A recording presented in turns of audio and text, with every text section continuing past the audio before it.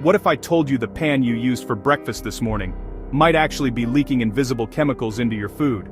Sounds dramatic, right? But it's true. From the makeup on your counter to the cleaners under your sink, our homes are packed with hidden toxins that most of us never think about. So today, let's talk about the sneaky ways your home might be poisoning you and how to fix it fast. Let's start in the kitchen, that non-stick pan that makes cleaning up so easy.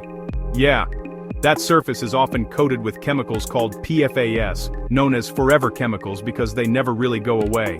When you overheat the pan or scratch it, those chemicals can actually release into your food and the air you breathe. Some have been linked to hormone problems and even certain cancers, and it's not just pans. Some cheap metal cookware can leak lead. If you've got little kids or are pregnant, that's a serious risk. Before we go deeper, if you're into learning how to make your space safer, hit that subscribe and tap like so you don't miss what's next. The fix? Switch to cast iron, stainless steel or glass. Cast iron gets better the more you use it, and stainless steel is basically indestructible. Simple swaps like that can make a big difference. Next up, plastic. It's everywhere, especially when it comes to storing food. But here's the problem. Most plastic contains chemicals like BPA or phthalates, which can mess with your hormones. And when you heat plastic, like microwaving leftovers in a plastic tub, those chemicals seep right into your food. Glass or stainless steel containers are way safer, and honestly, they make your fridge look cleaner too.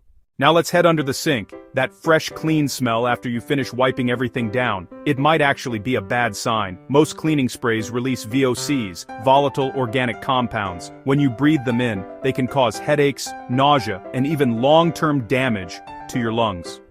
You don't need all that. Try mixing vinegar, water, and baking soda instead. It's cheap, non-toxic, and works just as well. Finally, the bathroom.